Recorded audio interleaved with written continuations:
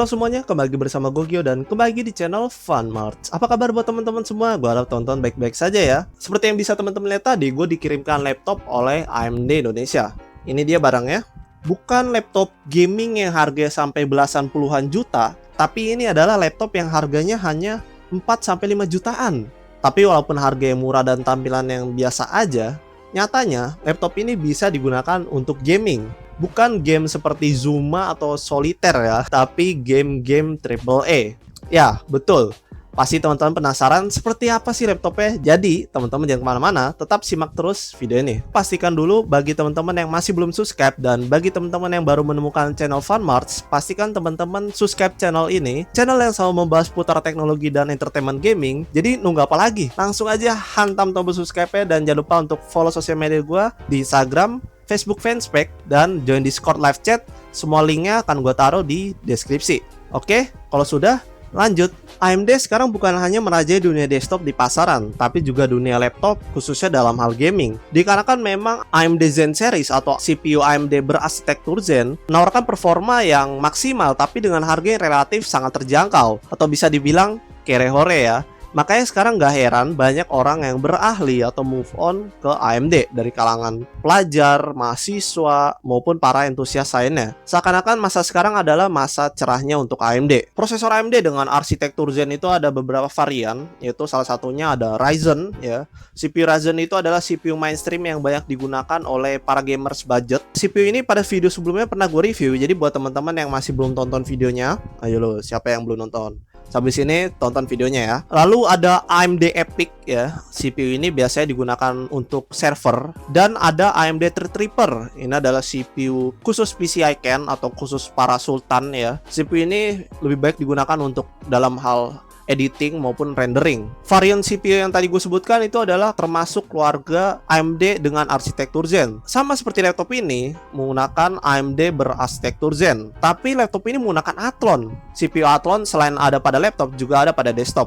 Tapi pertanyaannya, apakah Athlon termasuk keluarga AMD berarsitektur Zen? Jawabannya, iya. CPU Athlon termasuk AMD berarsitektur Zen. Dikarenakan memang CPU ini dirancang base APU, yaitu Radeon Vega Graphics. Sudah pasti termasuk keluarga AMD berarsitektur Zen. CPU Athlon dengan arsitektur Zen dikenalkan pertama pada tahun 2019 sebagai CPU entry level tapi high performance. Sama seperti laptop ini, entry level tapi high performance. Ini adalah SP14S DK103AU. Laptop ini dibanderol dengan harga 3-4 jutaan. Harga yang cukup terjangkau untuk sebuah laptop. Tapi bagaimana dengan spesifikasi dan performanya? Jadi, mari kita bahas. Laptop ini menggunakan prosesor Athlon generasi 3 dari arsitektur Zen, yaitu Athlon Gold 3150U. CPU Athlon Gen 3 arsitektur Zen pada laptop atau lebih dikenal Athlon Mobile itu dibagi menjadi dua varian, yaitu adalah Athlon Silver dan Athlon Gold, dengan spesifikasi yang tentu berbeda keduanya. Untuk varian Athlon Silver adalah Athlon 3050U dengan spesifikasi 2 core, 2 thread,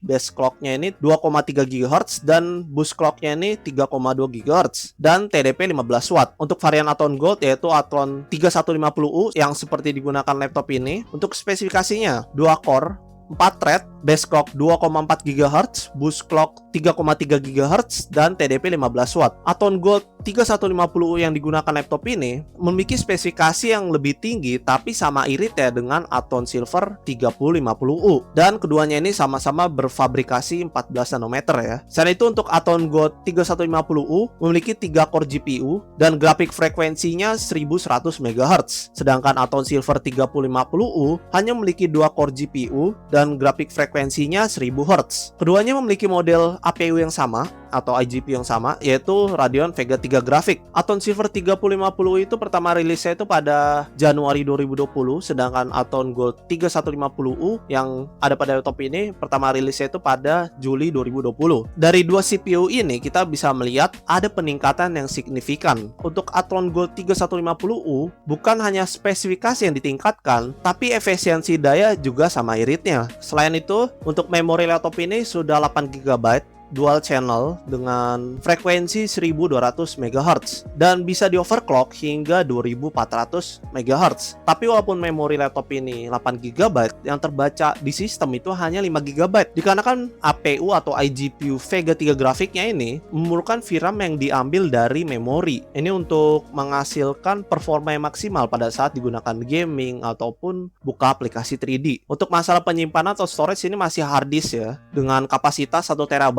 5400 RPM. Hanya itu untuk spesifikasi laptop ini. Untuk masalah desain atau fitur-fitur tidak banyak gue review karena gue lebih penasaran untuk performanya ya guys. Tapi kalau ada barangnya kenapa enggak gitu. Jadi mari kita review sedikit ya. Untuk desain laptop ini bagi gue cukup simple dan slim. Untuk dimensi laptop ini panjangnya itu 32 cm, untuk lebarnya 22 cm, dan untuk tingginya 2 cm. Untuk bobot ini hanya 1,4 kg ya, sudah termasuk ringan untuk sebuah laptop. Dan untuk finishing laptop ini rapi. Lalu warna yang diberikan ini membuat tampilan laptop ini terkesan elegan dan terlihat seperti laptop mahal. Yang walaupun keseluruhan bodi laptop ini terbuat dari plastik, tapi plastiknya nih cukup tebal dan berkualitas. Untuk masalah durability gak bisa berharap banyak ya. Keseluruhan bodi laptop dari plastik sudah pasti sedikit elastis ya, yang membuat penggunanya harus lebih ekstra hati-hati karena kalau misalkan laptop tertindih atau terjatuh ya, itu resiko kerusakannya itu lebih besar ya guys. Selain itu untuk layar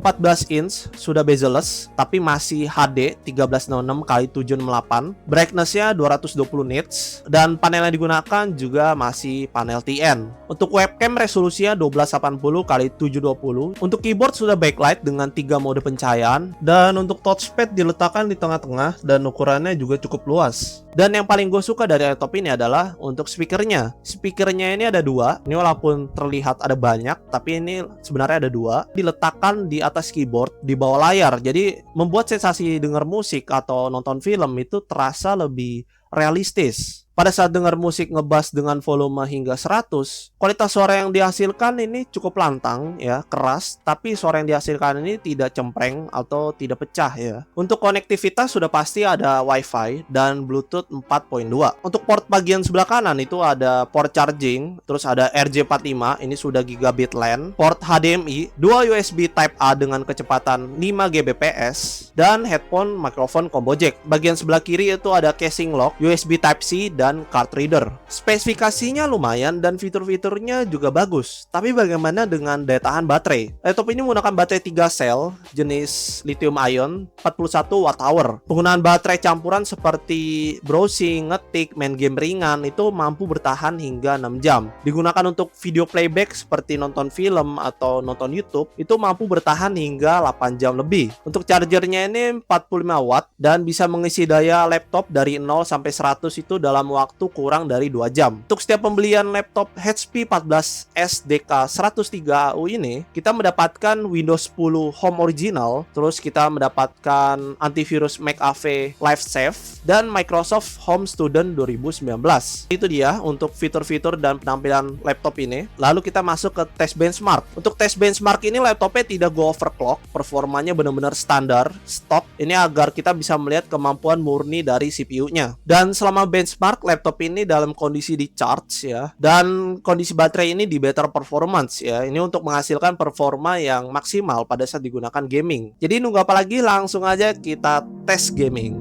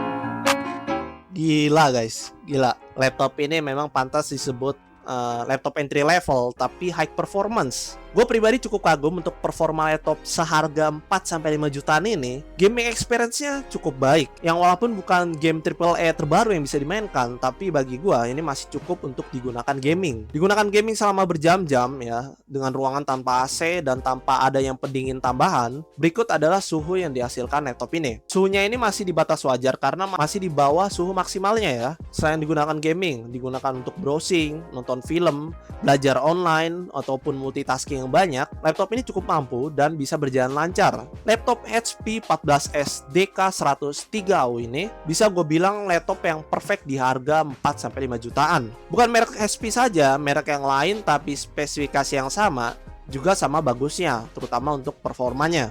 Laptop ini bisa menjadi pilihan buat teman-teman yang mungkin lagi nyari laptop seharga 4-5 jutaan, tapi juga digunakan untuk gaming ya. Jadi laptop ini sangat worth it dan gue rekomendasikan. Sekian untuk review dan benchmark kali ini. Bagaimana menurut teman-teman mengenai laptop HP 14S DK103U ini? Teman-teman bisa komen di bawah. Dan jangan lupa pastikan teman-teman leave a like jika teman-teman suka dengan video ini, share video ini, dan jangan lupa subscribe bagi teman-teman yang belum subscribe. Pastikan juga nyalakan loncengnya, notifikasinya, agar teman-teman tidak ketinggalan konten menarik dari channel Funmarts. Oke, sekian. Thank you so much yang udah nonton video gue dari awal sampai akhir. Gue Gio, see you again in next video.